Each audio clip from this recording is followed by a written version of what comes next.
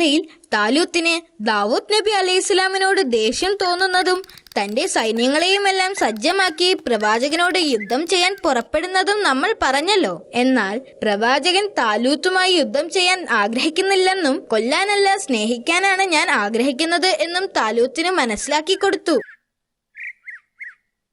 കുറച്ചു വർഷങ്ങൾക്ക് ശേഷം മറ്റൊരു യുദ്ധത്തിൽ തലൂത്ത് കൊല്ലപ്പെട്ടു. അപ്പോൾ ജനങ്ങൾക്ക് വേണ്ടി ദാവൂദ് നബി അലൈഹിസ്സലാം ചെയ്തിട്ടുള്ള കാര്യങ്ങൾ ജനങ്ങൾ ഓർക്കുകയും അദ്ദേഹത്തെ രാജാവായി തിരഞ്ഞെടുക്കുകയും ചെയ്തു. അങ്ങനെ തലൂത്തിനു ശേഷം പ്രവാചകൻ രാജാവായി. അല്ലാഹു സുബ്ഹാനഹു തആല അദ്ദേഹത്തിന്റെ രാജ്യത്തെ ശക്തവും വലുതുമാക്കി. ശത്രുക്കൾ അദ്ദേഹത്തെ ഭയപ്പെട്ടു.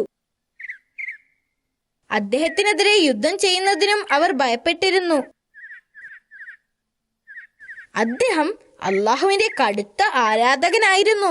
ആ സമയത്ത് പ്രവാചകൻ ഒന്നിടവിട്ട ദിവസങ്ങളിൽ നോമ്പെടുക്കുമായിരുന്നു. അദ്ദേഹം രാത്രിയെ 3 ഭാഗങ്ങളാക്കി മാറ്റി. രാത്രിയുടെ കുറച്ചു സമയം ഉറങ്ങുകയും കുറെ സമയം പ്രാർത്ഥിക്കുകയും അത് കഴിഞ്ഞ് വീണ്ടും ഉറങ്ങുകയും ചെയ്തിരുന്നു. സത്യസന്ധനും നീതിമാനുമായ ഭരണാധികാരിയായിരുന്നു ദാവൂദ് നബി അലൈഹിസ്സലാം. ദാവൂദ് നബി തന്റെ ജനങ്ങൾക്ക് സമാധാനവും സമൃദ്ധിയും നൽകിയിരുന്നു. തന്റെ മനോഹരമായ ശബ്ദത്തിൽ അള്ളാഹുവിന്റെ സന്ദേശങ്ങൾ അദ്ദേഹം ജനങ്ങളിലേക്ക് എത്തിച്ചു. അദ്ദേഹം സബൂർ ഉരുവിടുമ്പോൾ ആളുകൾ അത് ശ്രദ്ധിച്ചുകൊണ്ട് നിൽക്കുമായിരുന്നു. അദ്ദേഹത്തിന്റെ സന്ദേശങ്ങൾ വളരെ പ്രശസ്തവും എല്ലാവരും ഓർമ്മിക്കുന്നതുമായിരുന്നു. അദ്ദേഹം രാജാവാണെങ്കിലും ധൂർത്തനായി ജീവിച്ചിരുന്നില്ല. പ്രവാചകൻ തന്റെ ഒരു ദിവസത്തെ 4 ഭാഗങ്ങളാക്കി വേർതിരിച്ചു.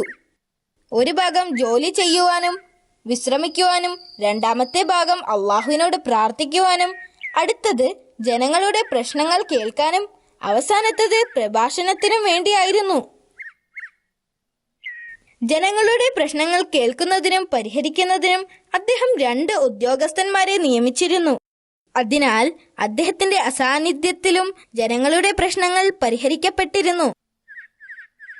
പ്രവാചകന് ആയുധ നിർമ്മാണത്തിൽ പരിചയമുണ്ടായിരുന്നു. അതുകൊണ്ട് ആയുധമുണ്ടാക്കി വിറ്റ് കിട്ടുന്ന തുച്ഛമായ വരുമാനത്തിലാണ് അദ്ദേഹം ജീവിച്ചിരുന്നത്.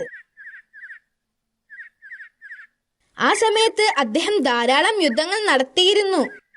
പക്ഷേ സൈനികർക്കിടയിൽ ഒരു പ്രശ്നമുണ്ടായിരുന്നു. ഇരുമ്പ് കൊണ്ടുള്ള ആയുധങ്ങളും കവചങ്ങളും മറ്റും ഉപയോഗിക്കുന്ന സൈനികർക്ക് അത് കട്ടിയുള്ളതായതുകൊണ്ട് അവരുദ്ദേശിക്കുന്നത് പോലെ ചലിക്കാനും യുദ്ധം ചെയ്യുന്നതിനും ബുദ്ധിമുട്ടായിരുന്നു.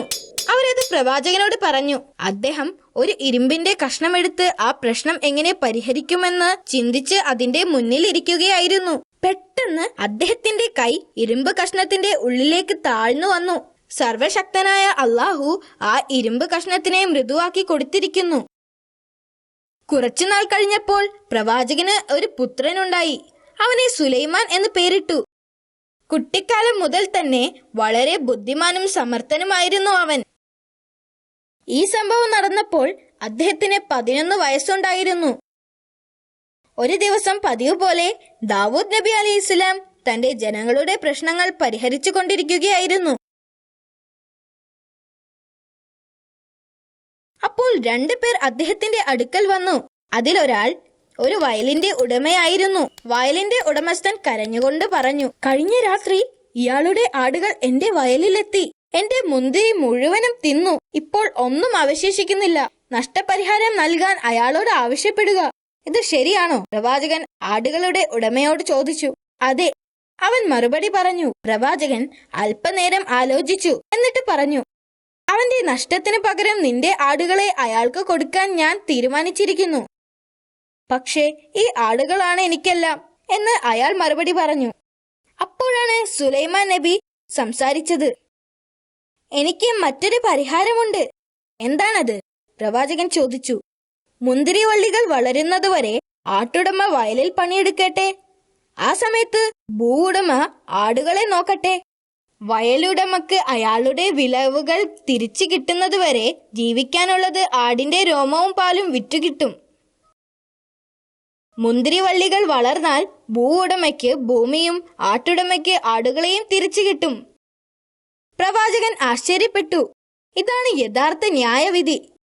ജ്ഞാനത്താൽ നിന്നെ അനുഗ്രഹിച്ചതിന് അള്ളാഹുവിന് സ്തുതി. തീർച്ചയായും നീ ബുദ്ധിമാൻ തന്നെ. ഒരു ദിവസം പ്രവാചകൻ തന്റെ മുറിയിൽ പതിവ് പോലെ പ്രാർത്ഥന നടത്തുകയായിരുന്നു. ആരെയും അദ്ദേഹത്തെ തടസ്സപ്പെടുത്താൻ അനുവദിക്കരുതെന്ന് അദ്ദേഹം പരിചാരകരോട് കൽപ്പിച്ചു. എന്നാൽ 2 പേർ എങ്ങനെയോ അദ്ദേഹത്തിന്റെ റൂമിലേക്ക് പ്രവേശിച്ചു. അദ്ദേഹത്തിന്റെ പ്രാർത്ഥനയ്ക്ക് തടസ്സം നേരിട്ടപ്പോൾ അദ്ദേഹം ദേഷ്യത്തോടെ ചോദിച്ചു, നിങ്ങൾ ആരാണ്? ഭയപ്പെടരുത്. അവരിൽ ഒരാൾ പറഞ്ഞു, ഞങ്ങൾക്കിടയിൽ ഒരു തർക്കമുണ്ട്. ഞങ്ങളിവിടെ താങ്കളുടെ ന്യായവിധിക്കായി എത്തിയതാണ്. അതെന്താണ്? പ്രവാചകൻ ചോദിച്ചു. ആദ്യത്തെ ആൾ പറഞ്ഞു, ഇതെന്റെ സഹോദരനാണ്. ഇദ്ദേഹത്തിന് 99 പെണ്ണാടുകളുണ്ട്. എനിക്ക് ഒരെണ്ണവും. ഒരു ദിവസം ഇവൻ പറഞ്ഞു, എന്റെ ആടിനെ ഇവന് കൊടുക്കാൻ. അവന്റെ സംസാരം എന്നെ കീഴ്പ്പെടുത്തുകയും അവൻ എന്റെ ആടിനെ പിടിച്ചുകൊണ്ട് പോവുകയും ചെയ്തു. ദയവ് ചെയ്ത് അങ്ങ് ഇതിന്റെ വിധി പറഞ്ഞു തരണം. പ്രവാചകൻ മറ്റേയാൾക്ക് എന്താണ് പറയാനുള്ളത് എന്ന് കേൾക്കാൻ കാത്തു നിൽക്കാതെ തിരക്കിട്ട് പറഞ്ഞു, അവൻ നിങ്ങളോട് തെറ്റ് ചെയ്തിട്ടുണ്ട്. അദ്ദേഹത്തിന് ഇത്രയും ആടുകളുള്ളപ്പോൾ നിങ്ങളുടെ ആടിനെ ആവശ്യപ്പെട്ടത് തെറ്റാണ്. പെട്ടെന്ന് തന്നെ അവർ 2 പേരും അപ്രത്യക്ഷമായി. അപ്പോഴാണ് അവർ അള്ളാഹു അയച്ച മലക്കുകളായിരുന്നു എന്ന് പ്രവാചകന് മനസ്സിലായത്. രണ്ടാമത്തെ ആൾക്ക് പറയാനുള്ളത് കൂടി കേൾക്കാതെ വിധി പറയാൻ പാടില്ലായിരുന്നു എന്ന് അദ്ദേഹം തിരിച്ചറിഞ്ഞു. അദ്ദേഹത്തിന് തന്റെ തെറ്റ് മനസ്സിലാവുകയും കുറ്റബോധം കൊണ്ട് തറയിൽ കുനിഞ്ഞിരുന്ന് അള്ളാഹുവിനോട് പാപമോചനത്തിനായി കരഞ്ഞ് പ്രാർത്ഥിക്കുകയും ചെയ്തു. അള്ളാഹു പ്രവാചകനോട് ക്ഷമിക്കുകയും പ്രവാചകൻ ദീർഘകാലം ജീവിക്കുകയും ചെയ്തു. അദ്ദേഹം അള്ളാഹുവിനെ ആരാധിക്കുകയും മരിക്കുന്നതുവരെ അള്ളാഹുവിനെ സ്തുതിക്കുകയും ചെയ്തിരുന്നു. അദ്ദേഹത്തിന്റെ മരണത്തിൽ ആയിരക്കണക്കിന് ജനങ്ങളും പുരോഹിതന്മാരും ദുഃഖിച്ചിരുന്നു. അദ്ദേഹത്തിന്റെ കബറടക്കത്തിന്റെ സമയത്ത് സൂര്യന് ഭയങ്കര ചൂടായിരുന്നു.